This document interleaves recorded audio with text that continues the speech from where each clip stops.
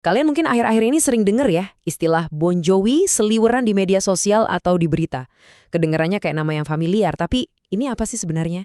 Yuk, dalam beberapa menit ke depan kita coba bedah bareng-bareng apa itu Bon Jovi dan kenapa isu ini jadi rame banget. Oke, biar nggak salah paham, kita lurusin dulu ya dari awal. Waktu kita ngomongin Bon Jovi, kita tuh bukan lagi ngebahas band rock legendaris dari Amerika. Bukan juga istilah gaul buat supporter bola. Fokus kita tuh ada di sini nih, yang di tengah. Sebuah nama yang jadi pusat perhatian isu politik dan hukum di Indonesia. Jadi Bon Jovi itu apa? Gampangnya ini tuh singkatan. Bon Jovi itu kependekan dari Aliansi Bongkar Ijazah Jokowi. Yup, sesimpel itu. Tapi di balik nama yang kedengarannya unik ini, ternyata ada sebuah gerakan dengan tujuan yang sangat spesifik. Penting banget nih buat kita pahami, Bon Jovi itu bukan cuma satu orang. Ini adalah sebuah aliansi masyarakat sipil. Isinya macam-macam, ada akademisi, aktivis, sampai jurnalis. Misi mereka juga jelas banget. Mereka mau pakai jalur hukum yang sah buat dapatin akses publik ke dokumen-dokumen resmi. Nah, biar kita lebih ngerti lagi misi mereka dari sudut pandang mereka sendiri, coba deh kita dengerin kutipan dari pengacaranya. Menurut mereka, tujuan utamanya itu buat ngasih kepastian ke masyarakat. Mereka pengen ngilangin teka-teki yang katanya selama ini tuh belum kejawab. Dan caranya lewat jalur resmi, yaitu Komisi Informasi Pusat atau KIP. Dan permintaan mereka ini spesifik banget loh. Aliansi ini nggak cuma minta satu dokumen, tapi mereka ngajuin akses buat 20 jenis dokumen akademik yang beda-beda. Mulai dari buku induk mahasiswa sampai berita acara ujian. Ini nunjukin kalau upaya mereka tuh serius banget dan detail.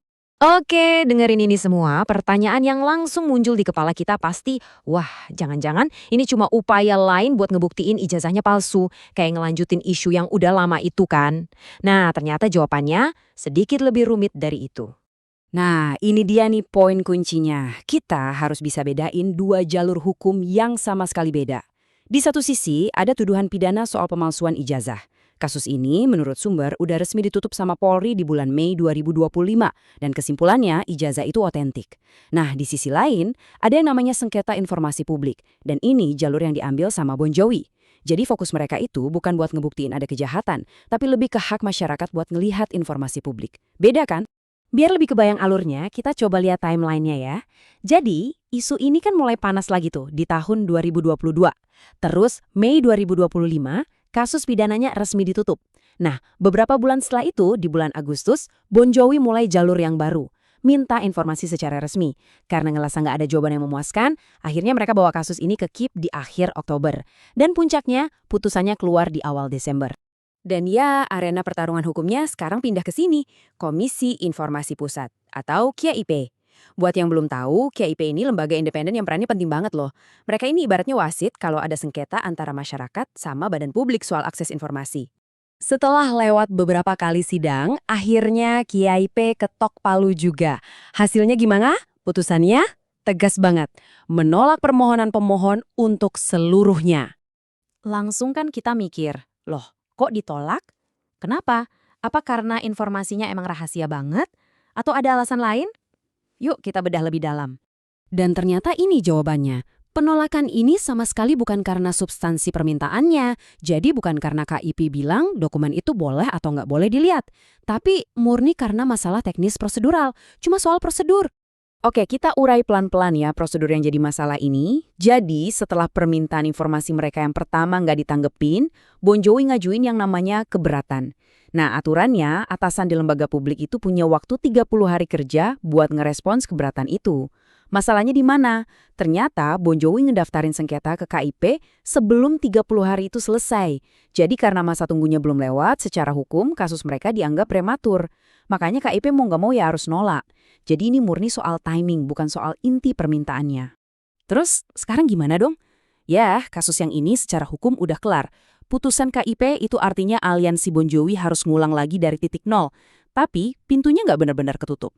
Mereka masih punya hak kok buat mulai lagi prosesnya dari awal, ngajuin permohonan baru, nungguin tanggapan, dan kalau emang perlu ngajuin sengketa lagi, tapi kali ini dengan ngikutin timeline yang benar. Tapi ceritanya nggak selesai di situ aja. Mungkin ada hal yang jauh lebih penting yang kebuka dari proses ini, yaitu gambaran soal tantangan-tantangan nyata yang kita sebagai masyarakat umum hadapi waktu mau pakai hak kita untuk tahu. Jadi, selama sidang itu, kebongkar tuh berbagai macam hambatan, baik birokrasi maupun teknis. Misalnya nih, nyari tahu kemana harus ngirim permohonan, di website resmi aja susah. Terus, formulir online-nya katanya sering gak berfungsi. Ada juga kebingungan, ini mending lewat email atau aplikasi sih? Bahkan, ada juga masalah soal koordinasi internal yang lambat dari kantor pusat ke daerah. Nah, ini semua kan gambaran nyata perjuangan buat dapetin akses informasi ya kan? Jadi pada akhirnya, kisah Bon Jovi ini kayak jadi cermin buat kita semua. Isunya bukan lagi cuma soal satu ijazah atau satu tokoh politik. Ini jadi studi kasus tentang hak fundamental kita semua, hak untuk tahu. Pertanyaan besar sekarang, apa yang bisa kita pelajari dari kasus ini tentang gimana seharusnya transparansi dan akses informasi publik itu berjalan di negara kita? Nah, itu pertanyaan yang kayaknya penting banget buat kita renungin bareng-bareng.